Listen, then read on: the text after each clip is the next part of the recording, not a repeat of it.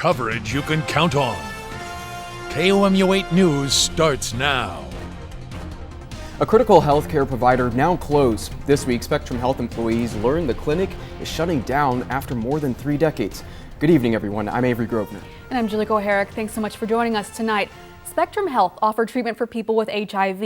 The closure is leaving some patients and workers feeling devastated.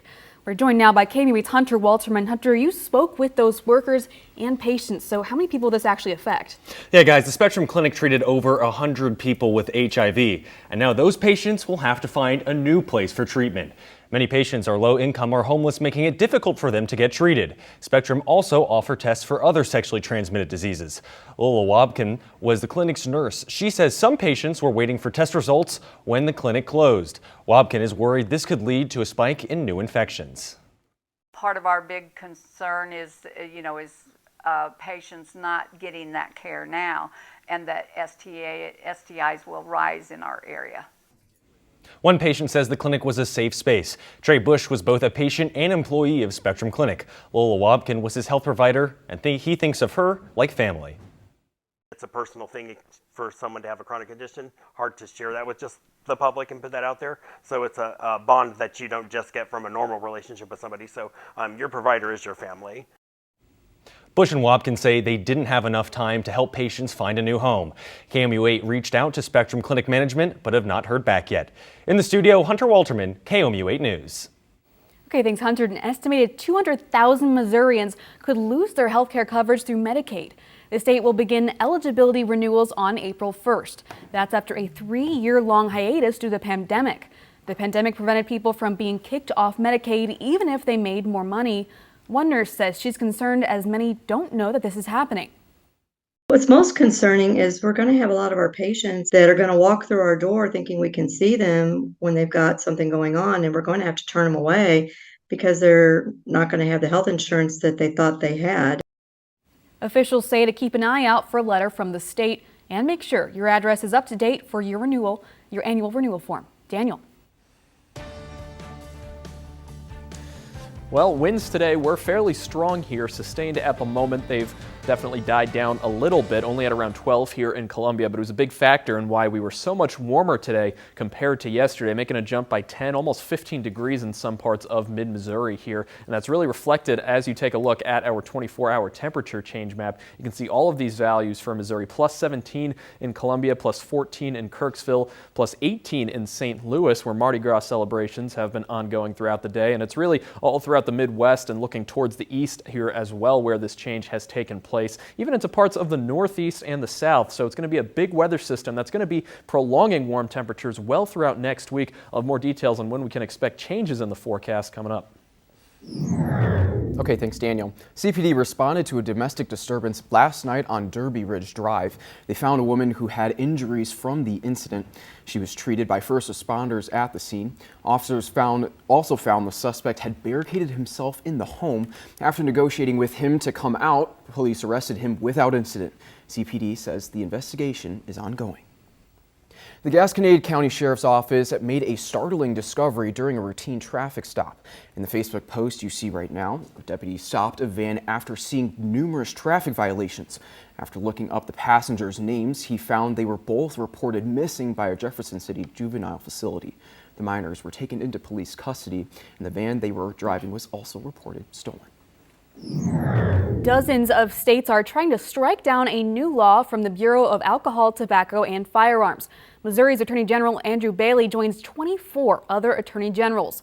The rule adds higher taxes on gun owners who add stabilizing braces to their guns. In their lawsuit, the attorney generals say this rule just burdens law-abiding citizens. Bailey is asking the courts to halt the rule while the lawsuit continues. A new federal grant could kickstart the revival of Business Loop 70. The city's manager is hoping to apply for a rebuilding infrastructure grant worth up to $3 million. If awarded, the money would be used to complete a study along Business Loop and Stadium Boulevard. The Columbia City Council will consider authorizing that request for the grant during their meeting on Monday. Coming up next, how this year's Black History Month is inspiring the community to fight against racial inequality in their own way. And later, hear why it's going to cost you more to keep your Twitter account secure. Temperatures are expected to be well above average really all throughout the next 10 days, with an exception maybe being Wednesday or Thursday. More on what's causing that dip coming up in my full forecast. Welcome back. It's Black History Month, and KUM8 is honoring people and places celebrating African American history. For many, this month is a chance to highlight how the Black community has fought against racial inequality. KUM8's Sarah Moyer shows us what this year's national theme for Black History Month means to the community members. Here's what's happening right now. China's senior foreign minister is offering no apology for the spy balloon that floated over the U.S. Yeah, diplomatic tensions between the U.S. and China have increased since the U.S. shot down that spy balloon. China has insisted the balloon was not intended for surveillance. Daniel. Okay, thanks, Daniel. Turning now to your consumer news. Starting next month, another Twitter feature saved for just paid Twitter Blue subscribers. They're the only ones who will be able to use text messages as a two-factor authentication method. This method helps protect accounts with an extra verification step in the login process. Twitter says the move is due to the authentication being, quote, abused by actors.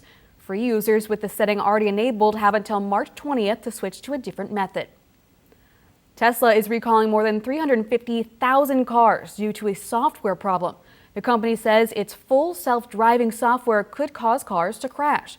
The system may also fail to adjust speed when the speed limit changes.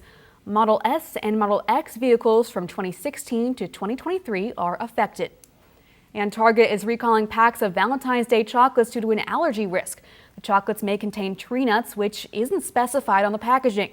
People with a nut allergy could have a serious or even life-threatening reaction from this candy. Consumers can call Target Guest Relations for a refund. So far, no illnesses have been reported. Coming up, Mizzou Hoops seeks revenge against the Texas A&M Aggies. First half highlights next in sports. Now here's a look at what we're following for KMU8 News at 10. Columbia College hosted its Black Business Expo today. Yeah, hear how more than 50 local businesses presented the future of Black entrepreneurship. That's tonight on KMU8 News at 10. And here's a look at your forecast for tomorrow. Hour by hour, we're expecting a bit of a warmer day tomorrow, maybe by as much as 5 degrees or so. Could be seeing highs approaching 60 degrees and maybe even a little bit more than that in some parts. But it's going to be a trend, part of a much larger weather system that's going to keep us warm throughout the next 5 days, maybe getting as high as the middle 60s on Wednesday. Could have some rain, even a chance of thunderstorms, though, there on Wednesday. And after that, we'll cool down a little bit. But as you can see, it's not going to be by a whole lot, maybe down to the middle 40s to lower 50s at that. Still lots of sunshine and lots of dry time over this period. I feel like that weather tomorrow came a little earlier for all those people celebrating Mardi Gras in St. Louis, but they would have appreciated that. For sure. That's our time. Thanks for joining us. Have a good evening.